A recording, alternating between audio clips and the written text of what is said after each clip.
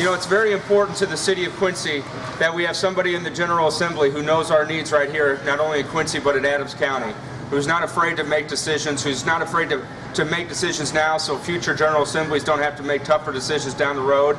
And more importantly, we need somebody in the General Assembly who knows that the answer to Illinois' problem is not to pass it off down to municipalities, which is why I'm excited about the announcement today. And I'm excited, but kind of sad, that we have State Representative Jill Tracy leaving her post, but hopefully for something far greater than what we have her rolled down today. So without further ado, State Representative Jill Tracy.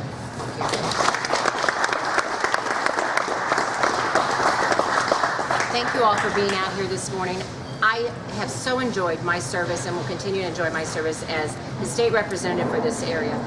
Without a doubt, the citizens of West Central Illinois and this district are the best citizens of Illinois. They have helped me in my job. They understand and appreciate the challenges in Springfield. They communicate with me and help me present and be a strong advocate for the strong conservative and core principles of this region.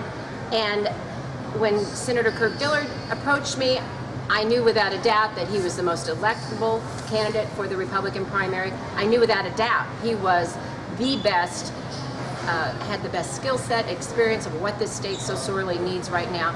But my pause and hesitation was representation of this great district. I wanted to continue to have a strong voice in Springfield for this region.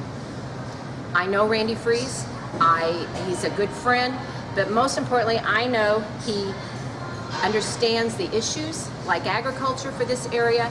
He is a tested business leader. He's been an elected official. He knows campaigns.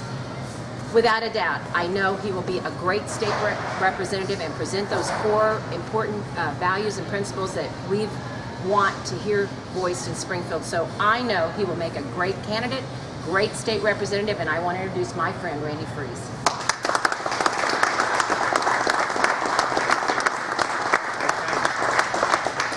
Thank you very much, Representative Tracy, and thank you, Mayor Moore. And I think I just want to get right to the formalities of the reason why we're here and declare to you all today that I am a candidate for state representative in the 94th District.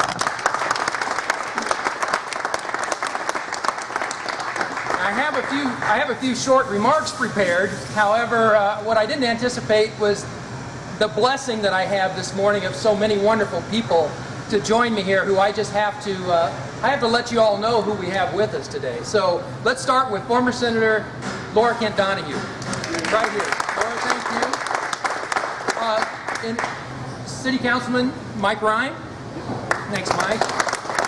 Our County Treasurer Terry Asher. Thanks, Terry, for being here. County Board members Mike McLaughlin, right here. Thank you, Mike. Ryan Niekamp. Lyle Nichols, and Becky Weed. Thank you, Becky. Circuit Court Judge Bob Adrian. Former Coroner Gary Hamilton. Gary, nice to see you out there. Thank you, Gary. The former City Council Chuck Fitch. Thanks, Chuck. And Quincy School Board member Scott Stone. Scott, thank you for being here. I'm sure there's probably someone we overlooked or we missed, but I tell you, I just feel so blessed to have all of you here today, and I'd like to welcome you this morning. And to friends, family, and members of the media, thank you all for coming out this morning. I know some of you, it's early to get up and get going, and some of you already have a half a day's work in. So whichever you fit in, I certainly appreciate you all being here. So thank you very much. Now, as I see it, I've got a couple jobs to do.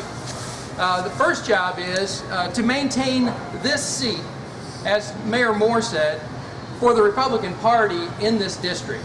Because right now, the Republican Party is outnumbered in Springfield 71 to 47.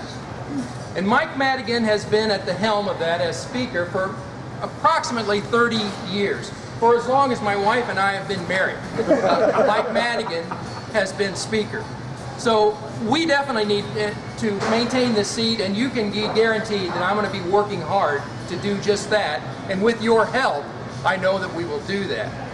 And the second thing is, just like was mentioned, I have to take that pro-business, pro-job growth, anti-tax, spend, and borrow mentality over to Springfield, Illinois, and share it with our new governor and lieutenant governor, who's going to be there to help me spread that message.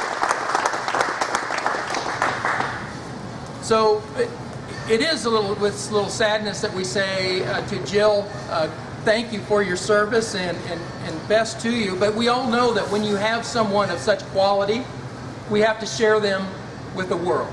And we're going to be sharing Jill with the whole state of Illinois. And I just cannot wait. I like the sound of Lieutenant Governor Jill Tracy. I like what the prospects mean as Lieutenant Governor Jill Tracy. For when I have to walk into the office and say, look what's going on in West Central Illinois. Jill knows what's going on in West Central Illinois, and she'll be a strong advocate as in that position with me there to carry her the water through the House Republicans organization. So again, one more round of applause for Jill Tracy. Now, as I look around, I think everybody here knows me pretty well, but I just want to go through a short bio because it really says what kind of candidate that I'm going to be. I was born right here in the district in rural Adams County on a farm, the youngest of 9 kids.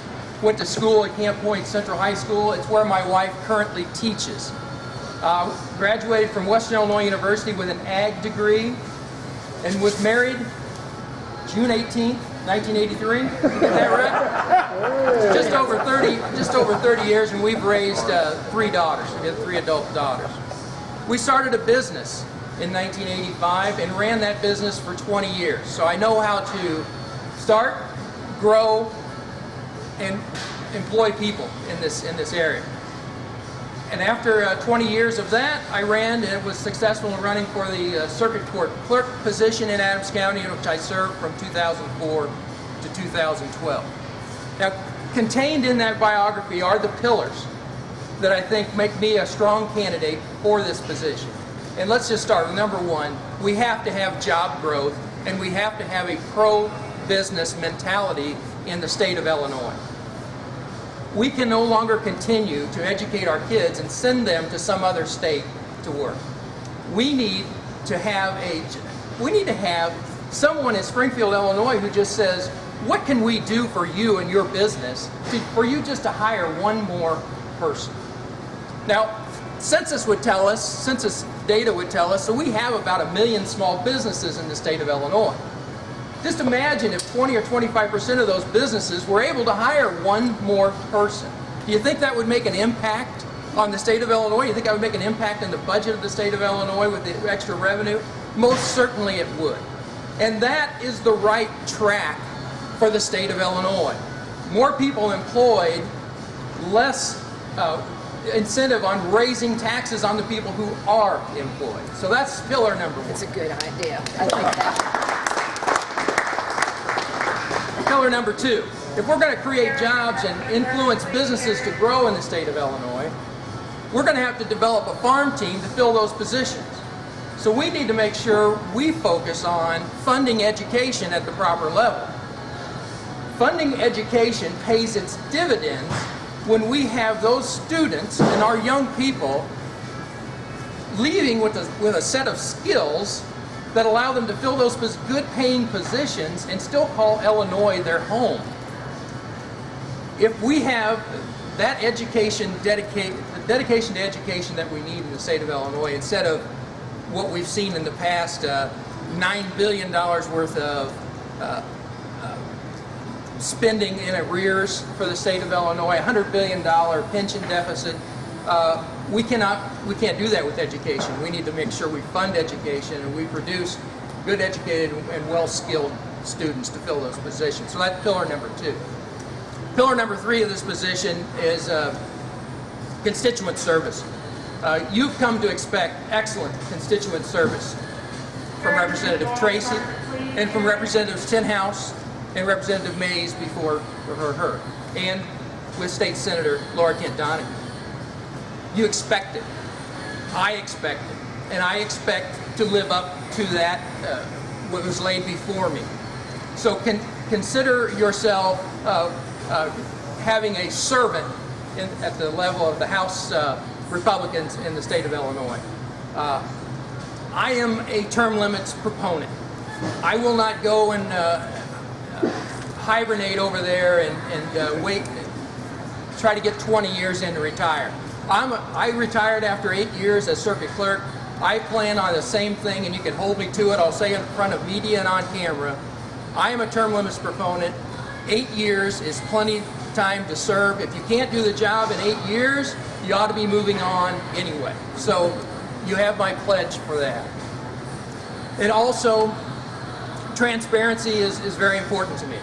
You need to have transparency within our campaign. You'll see what's going on. Within our office, you will see what's going on. And in our work at the state level, you will see what's going on. I want to make sure that government works for you, not the other way around. That when we start putting people first and legislators second, that's the right road for Illinois to be on. So I thank you all for being here. It's going to be a wonderful campaign. I will be calling on you for your support. I thank you so much for all the support you've already pledged to me. I thank my wife for standing here beside me, because if she wasn't standing here beside me, I would not be standing here in front of you. It takes a team for this effort. So thank you, Ron.